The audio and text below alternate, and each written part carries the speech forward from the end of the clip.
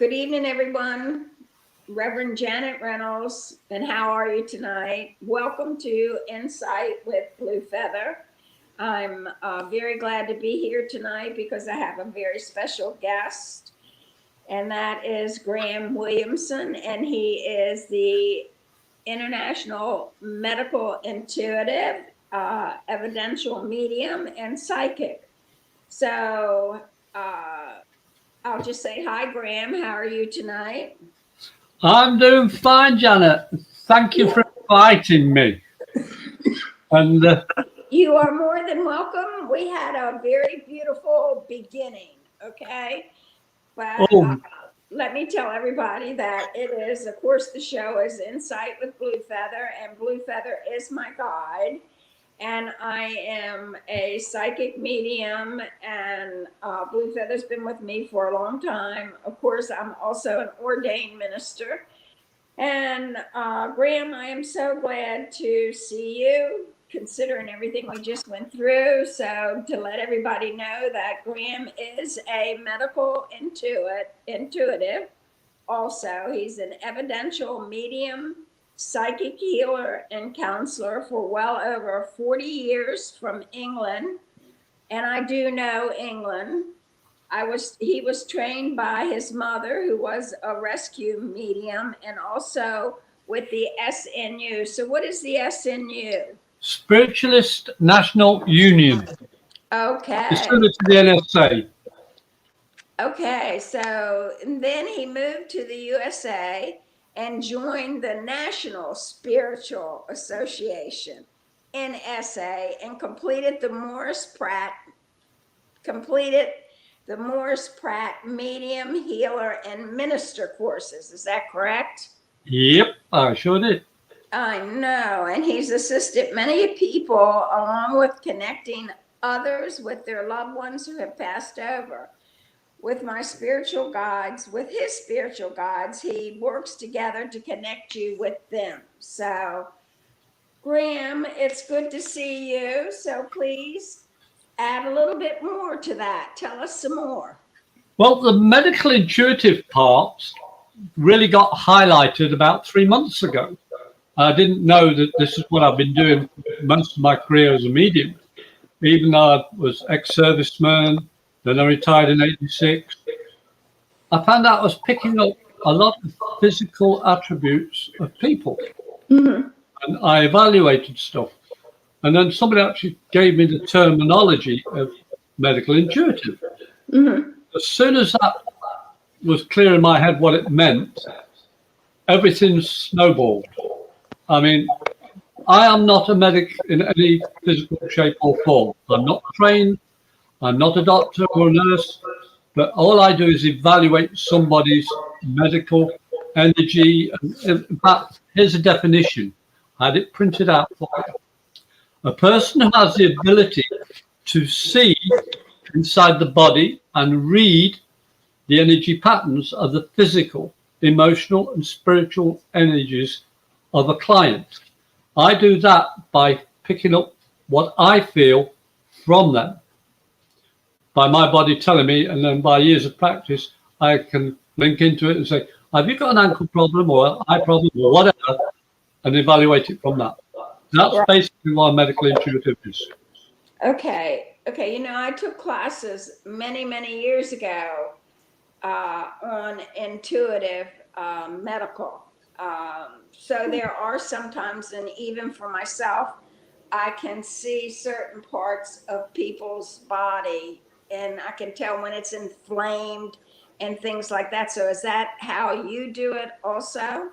Yeah, in fact, tonight was a prime example.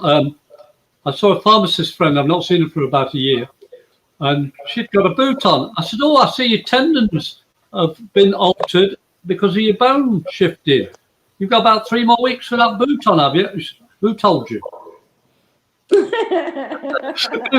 is so funny when that happens, really is. Well, yes, it is. So I like the who told you. Well, they told you. Yeah.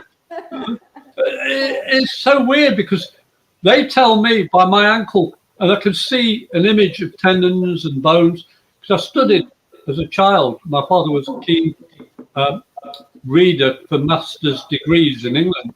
Mm-hmm. Encyclopedia Britannica was my 9 to 13-year-old learning curve of how to study.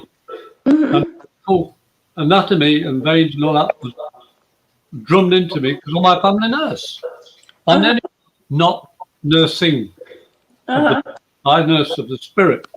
Right. I understand that. And I'm sure that whoever's listening tonight, hopefully, will understand that. And then I will just say, if anyone has a question, please feel free to call 813-814-1601. And hopefully, if any of y'all have connected to the show, you can, I'm sure there's some way that y'all can ask a question. And that will help to make it more clear as to how we do this or how Graham does this. So now, Graham, tell us what you are telling us anyway. What is a medical intuitive? But explain it a little bit more, if you would, please. Yeah, no problem. As a medium, we learn from our guts, our emotional center, and everybody is a psychic. Right. Everybody is a medium. But when you start listening to your guts enough, it becomes an intuitive part of who you are, your makeup. You walk into a room, you know it feels comfortable or not. Argument or something, and you weren't even there, but oh yeah, there was an argument. But you either go in or you walk away. That's basically what the psychic is. But a medium is higher vibration connecting with the spirit realm. And when, like people like yourself, Janet, you know, we've been doing it for so long, it's who we are. We don't have to switch it on or off. It's there all the time. And I've learned to listen. And when I see somebody or hear something from somebody's voice, I can pick up straight away that vibration that tells me, oh, my stomach's funny, or oh, I've got an ache, or oh, I've got a headache, or whatever suddenly appears because I'm connecting with the energy from somebody else. And 9 times out of 10, you have to keep your mouth shut because a medium is responsible for their words and actions. Well, of course, yes. And when I do the medical stuff, I've got to be more careful because I'm not a doctor. I can't diagnose or anything like this. But most people know me because I call everybody Trouble because I'm terrible at names. Oh, okay. I have a laugh with people, and it works. And what's this, Janet? Yeah, and that's what a medical intuitive is a person that's listening even more to the spirit connection of other people through our own bodies. Right. Now the way that they do it for me, and yes, once more, no, I am not a doctor.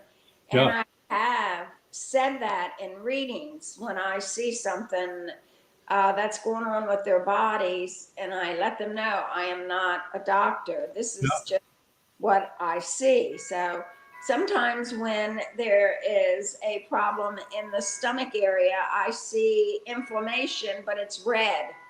Yeah. I see the color red, and then that tells me that something is wrong. And then I tell them that, you know, it doesn't make that it's serious, but there is something going on. So it's something that you should look into. But no, I am not a doctor. In fact, I was at an event a while ago, I won't say where, and a lady looked down at me and said, there's no such thing as a medical intuitive. Anyway, what's it mean? I said, I'll give you 1 minute free. Mm-hmm. I told her she had cancer, she recovered, she got this ailment, that ailment, and for 1 minute, I pinned all her ailments. Oh, wow. Now, if you want me to do a reading, please sit down. And it's this amount. Mm-hmm. Next lady I had. Now, as a medical intuitive, it doesn't matter what sex you are, because all you're connecting to is the spirit energy of people and spirit, and they join us together through the medium. This lady sat down and I touched her right hand with my left. Mm-hmm. And this really threw me a curveball. I went forward and said, "Excuse me for asking, because I'm a gentleman, and I don't mean to pry, but have you had a hysterectomy about 2.5 months ago? My stomach felt like somebody had ripped everything out and there's a void." Oh, wow. And she said, "Who told you?" Yes. Yeah. And it was so accurate, I was stunned. Mm-hmm. As a guy, I've learned what I can feel from people. Yes. And, Yeah. there's a guy thing to a female thing, and feeling a female thing is totally weird. But the point was, I helped that lady go to a doctor and do the correct things that she wasn't doing. Right. And she thought, a couple of months, I'll be back on my feet again. She was actually almost killing herself by her actions. Oh, And the doctor said, "I'm glad you came back, because no, you shouldn't be doing this. You've got 3, 4, 5 months yet before you can even begin to stop." Right. Right. This is where we as mediums and doing our medical intuitiveness can help save lives. Mm-hmm.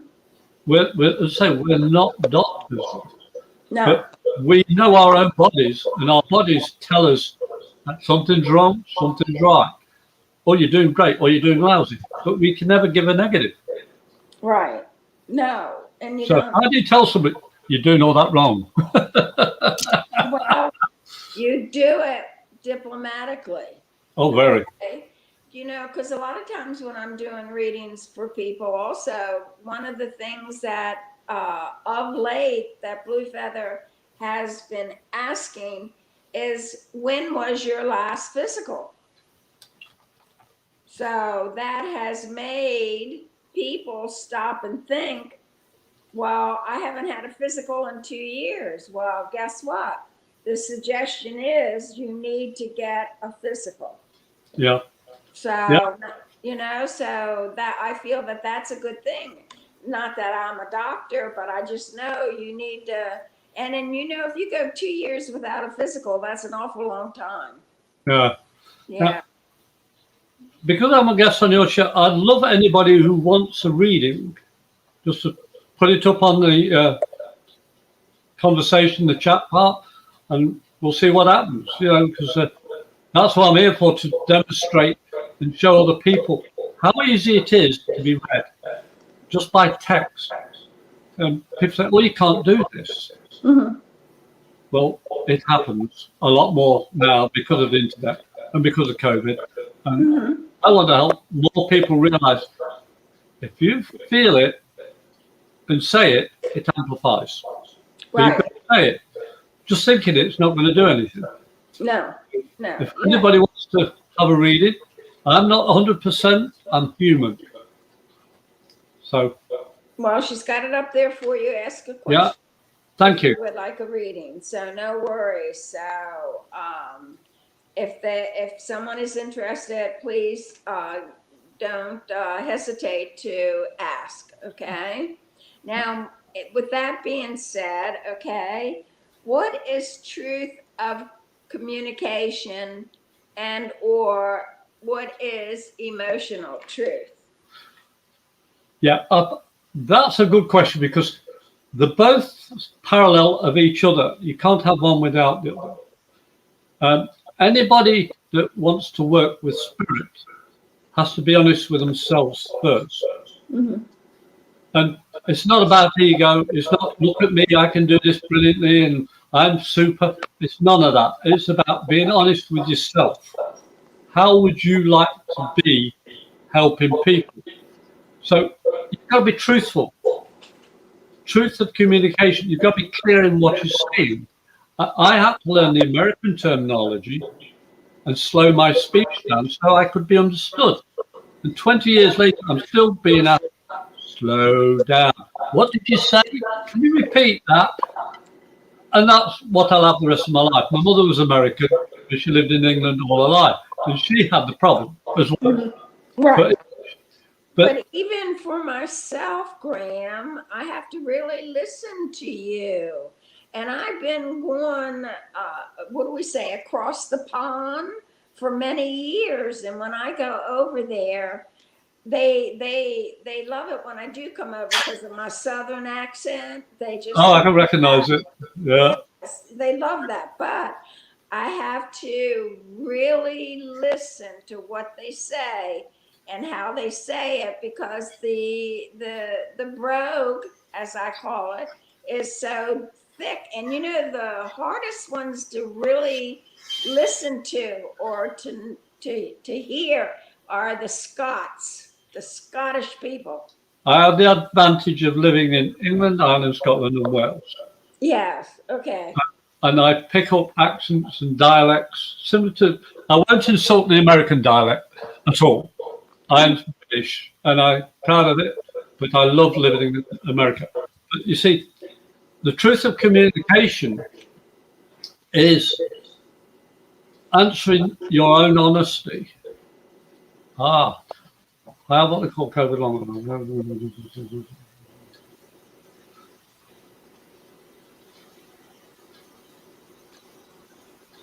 Yeah, you've got it pretty rough there, Corey.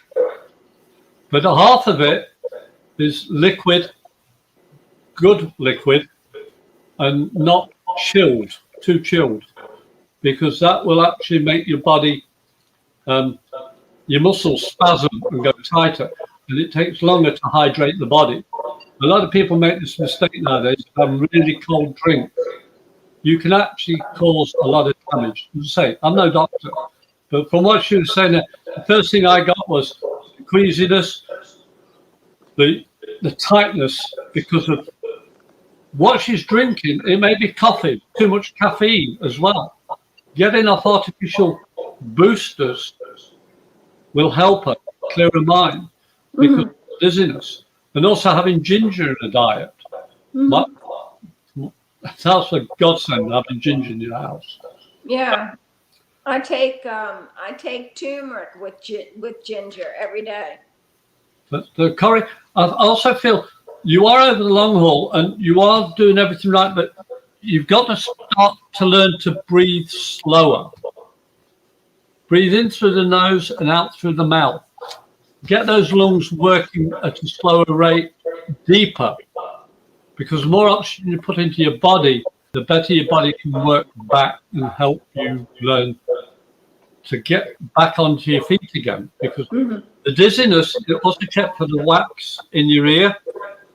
That's people, when they've had fevers and stuff, they forget about wax retention. That can affect. Also, bright lights and computers affects the eyes as well. And I also feel that, is it your son? Is it your son, Sharon? Can you put that up again, Susie? The child, yeah, it's daughter. Okay. Yeah, your daughter is trying to do too much as well. Yeah. Because her heart's in the right place, don't get me wrong, she's really trying to help Mum, but trying to rush things, Mum, Corey, you're trying to rush. You cannot rush this. It is a really, your whole blood system, the antibodies in your body are completely, I can tell, because, and the headaches as well. She's been having the jaw ache, Corey. Try not to give me information anymore now, just say yes or no, please. And I feel about the tightness in the jaw and aching, also not breathing properly. And she's got that mucus in her throat. You have that at times as well, Corey. Lemon drink. Rinse out, first thing in the morning, rinse your mouth out with some fresh lemon and water. Spit it out, then have a little, about half a cupful. First thing in the morning. That'll help clear your throat and help you breathe a little bit better. But you are over the worst of it. And the way you're sleeping in your bed, you need a better back support. I feel like your back's in two parts. It's not one straight piece. Having your body straight helps you breathe better. The more bends in it, Your lungs and rib cage are pressing, so you're not breathing properly anyway. You don't want to be laying flat. You do need to be slightly elevated. But say, work with your doctor. They do help. And I try and avoid all the artificial flavors and drinks and stuff like that, because they ain't going to do you any good, not with your body trying to reassess itself. And I hope that helps you. And plenty of fluids, plenty of fluids. Plenty of fluids. Yes, water. Drink a lot of water. Yes, and that will help. I drink a lot of water as well. I do. You know what? You're supposed to drink half your body weight when you drink water. Yeah, I do at least 12 bottles a day. Oh, okay. What, at 12 ounces, 15 ounces? 16-ounce bottles. And you drink how many? At least 12. Okay, so that's 160 ounces or better, right? Yeah. Yes, so that's good. So I'm sure that's more than half your body weight. Well, I have a very high metabolic rate, which is why I learned to listen to my body. And this is what taught me how to recognize ailments. And drinking waters for the last 20 years, I've been doing no teas, coffee, an Englishman with no tea or coffee, period. And that's hard to believe. I went cold turkey for about 8 weeks. I had migraines, you wouldn't believe, because of the body wanting the caffeine. And I'm glad it worked, Corey. All the best to you on that. And anybody else want a reading? Please come on in, ask away. And my mind's racing on so many tangents. But yeah, water really is good. And never have it too cold. Just cool is better. See, I like mine cold. Well, if I'm really hot, a mouthful or two of very cold, then the rest is cool. Yeah. Yeah. See, I think I sort of got in that kind of a habit because I get it right from the refrigerator and it's cold when I'm putting it in the bottle. So I've gotten used to that. Oh yeah, you get used to it, but as I say, the body, when you actually put a really cold, you try it, put a cold compress on your arm goes tight and hard. Well, imagine that on your throat, because that's exactly what's happening. Your throat's compressing all the way down to your stomach. All those muscles are cold, so the blood flow isn't going through as easy. There you go. So if you have it cool, the body can hydrate quicker and it cool you down quicker because you're putting the water back into your blood again. Oh, okay. The colder the drink, the harder it is to hydrate. Oh, okay. All right. It cools you down initially, but it doesn't help you for a while. It takes longer to get into your body. Oh, okay. Well, I only do it most of the time, not all the time. When you're hot, living in Florida, when you're hot. Yeah. Yes. So, but especially at the gym because we don't have air conditioning when we're working out. So when I can go to the fountain and fill my bottle of water up and it's ice cold, it's really it's good. But that's neither here nor then. So then let me ask you another question, please, Graham. What sets you free? This in part is again with communication, because I have learned I stopped worrying about what people say or think of me. I was a shy, introverted guy until I joined the Navy at 17 and a half back in 1971. And I was on everything. You ask my siblings, they'll say, "Oh, Graham, he's reading, hiding, he doesn't like going out."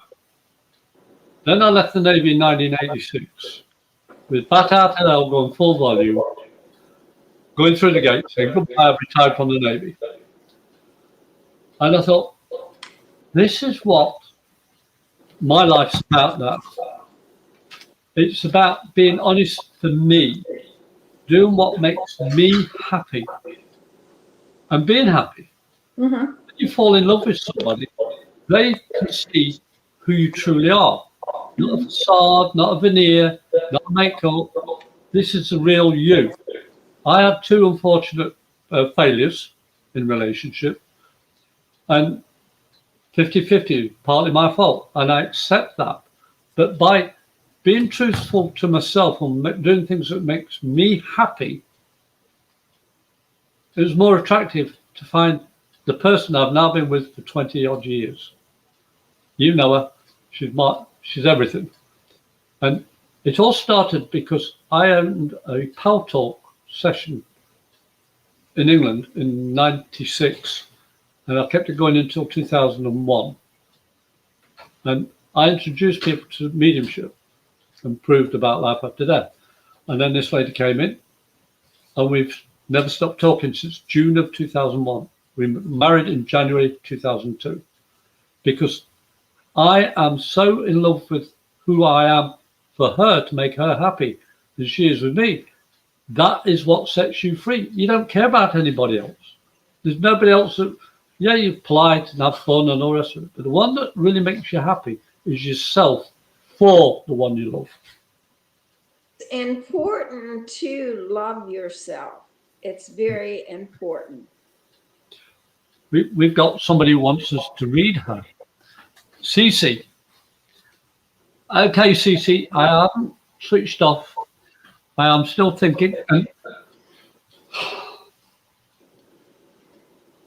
you've been actually trying to do too much outside, running in, and the AC sunshine. I know you love the sunshine, Cece, but you've got to be careful about the drinking of fluid. Okay? And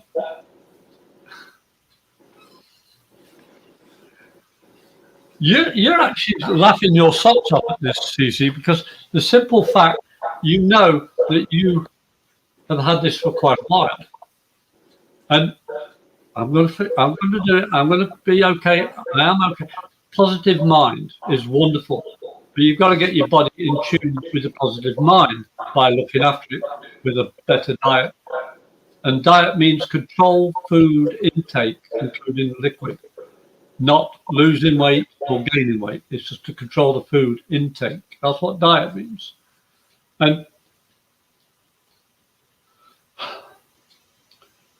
tell the doctor more details.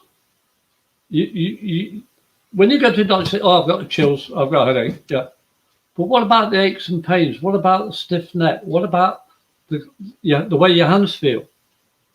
You know, all this stuff I'm picking up. It's like I've got almost like arthritis pain in my fingers because of this ache. Is throughout the whole body, and the way your ankles feel and your toes. Even the sudden cramps, little cramps, not severe ones. Now, if I'm on the right track, please just say so. But this is what I'm picking up from you. And you are over the worst of it again, similar to Corrie was. But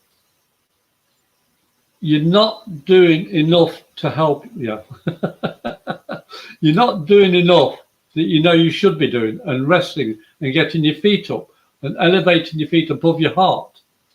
Even for 10 minutes every 2-3 hours, it helps your stomach and your heart and your lungs work better when you lay flat on the floor or flat on the sofa with your legs elevated, like the old spacemen used to do. You know, the body's here, leg over, and there's a sofa.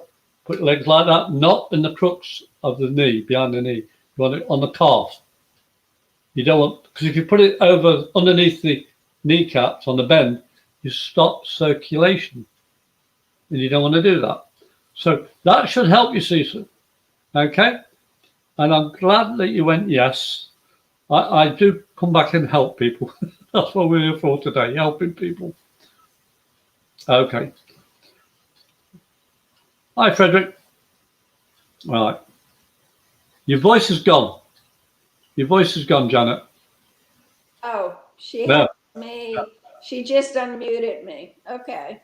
Fred, I said, how you doing? I hope all's well. But yeah, the truth will set you free. Communication, and you know, everybody has a chance to find themselves. There's a phrase that I've heard so many times over my lifetime, self-enlightenment. What does that mean? Well, for me, it means to understand why I'm here, my purpose. And each day I'm finding another step to more enjoyment, because I quit worrying about it. I enjoy life because whatever's thrown at me, there's nothing I can do about it. It's here. I've got to do the best I can with it. I don't let it hold me back, and I don't live miserably.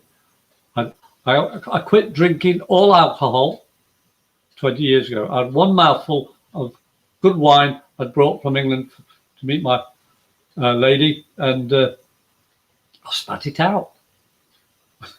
Good wine, and I spat it out. That was the last drop I had, December 2001. That I don't think that I am ready to give up my wine. No, wine's good for you, but I'm a recovered alcoholic as well. I've gone through so many things. Yeah. But that's what made me an intuitive, because I experienced the headaches, the trauma, and all that. Definitely. That is so true. Experience teaches us so much that in the process of doing readings, we can relate to the people that we're doing the readings for. The one trouble I do have is when somebody's pregnant. Well, years ago, I actually looked at the young lady and I said, we were good friends, and I said, you continue the way you're going, you'll be pregnant by tomorrow. Oh, okay. Burst out laughing and yeah. And then 3 days later, I saw her again. I said, congratulations. What are you on about? I said, congratulations. 6 weeks later, she come back and hit me. Oh, there you go. Oh, that's good. How did I know? I just see the image of a pregnant person. There's something in the eyes that you know, tell you, oh, they've got something in the eyes. Yeah. That's beautiful. No. That is so beautiful.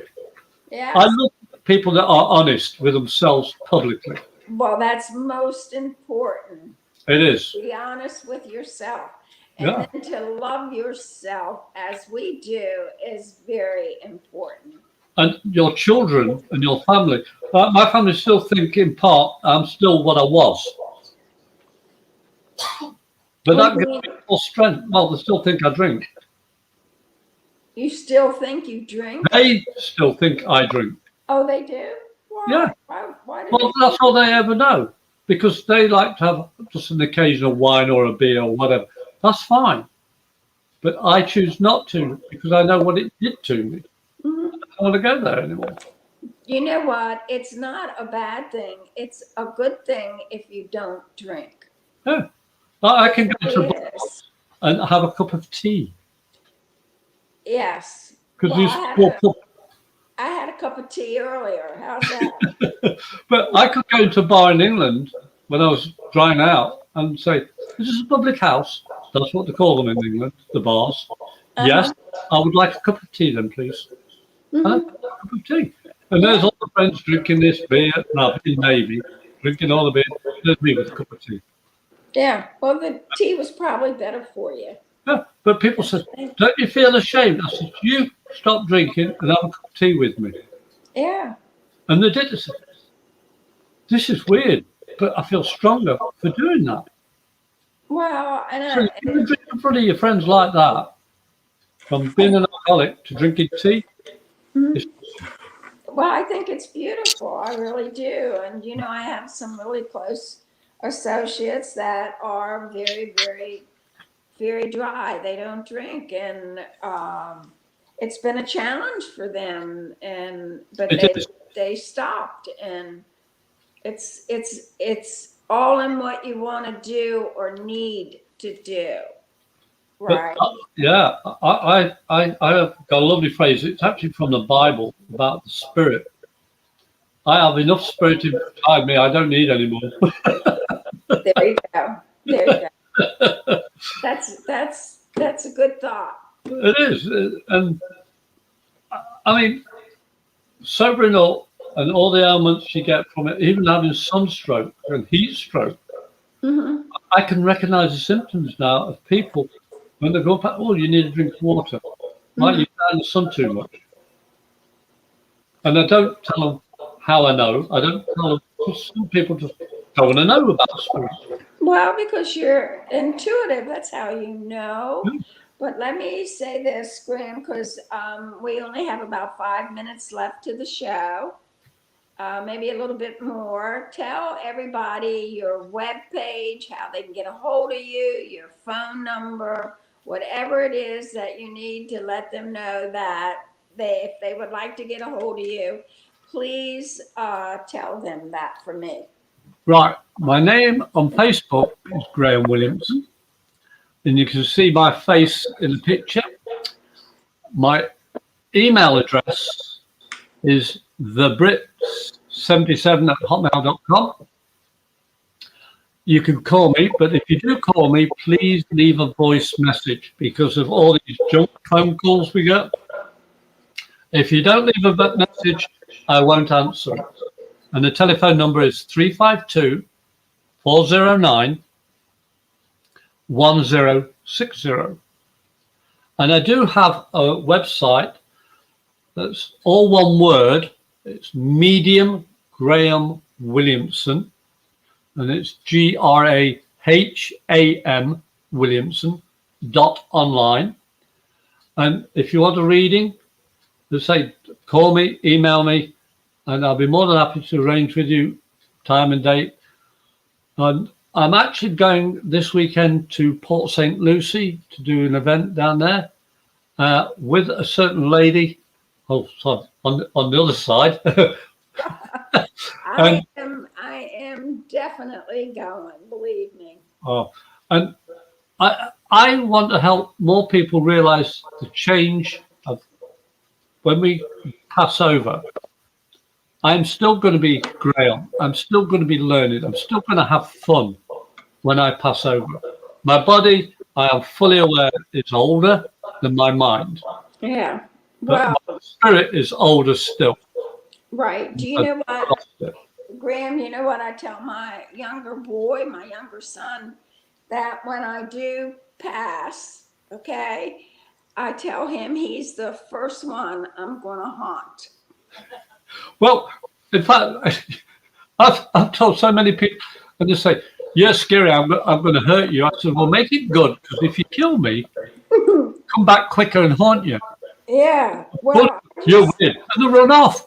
Now these big hulking guys, they're skinny me, and I'm telling them, "I'll haunt you if you kill me." Yeah. And they run off. And my mother, when she passed, within an hour and a half of her passing, we had her favorite lilac scent in the house, and even woke up my wife with a bit of lilac. And I hadn't told my wife what my mum's favorite flower was. I wrote it down, and then she told me. I said, "Look, lilac," and she's always around us. I don't doubt that. I don't doubt that a little bit. You know, let me tell you the other thing that's really funny is I tell my son to put brakes on my casket because I'm going to be running around having fun. And then I tell them to bury me in my t-shirt because my arms are so pretty from powerlifting. So between that and putting brakes on my casket, not a bad idea. Oh, look at that. Ha ha. Well, I'm actually going to have a couple of things. I'm going to have a tape recorder playing my favorite songs. There you go. And I go, boom, I'm still here. Yes, there you go. Now tell me what would your favorite song be? We got about 4 more minutes. Bat Out of Hell. Oh, now you know what mine would be? What? I Did It My Way by Frank Sinatra. Oh, I've got a few ones, and I have to be polite. But you see, I'm not worried about dying. I'm just worried about how I'm going to die. And people say to me, "Are you scared of heights?" I said, "No." "Well, it's a long way. You'll kill yourself." I said, "You go a long way down, which doesn't hurt you. It's the landing that hurts you. So why at the long fall? You've got time to breathe. I'll see you soon." Yeah. Right. I can't be serious even on that. It's because it's a release. And I want to thank you, Susie, for inviting me here today. It's been fun to get here. It's been fun being here. And I want to thank you and your visitors, Corey and Frederick, and I've enjoyed it.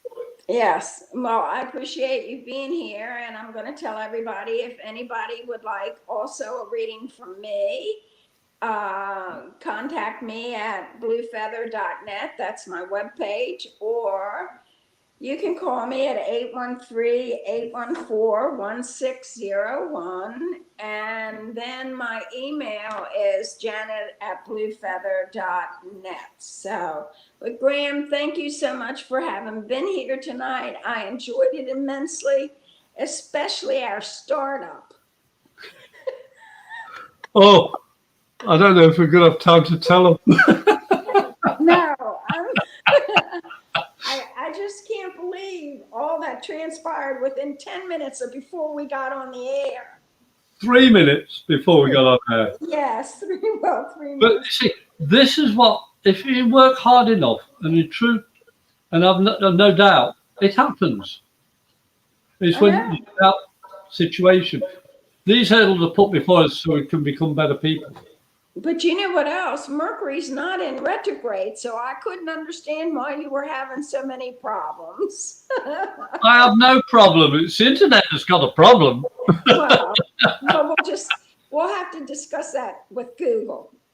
Or at least that's one of them anyway that we'll have to discuss it with. But you just take good care. I will see you this weekend. Please tell Sandy. From Sandy. Okay. Take care. Thank you. Everyone.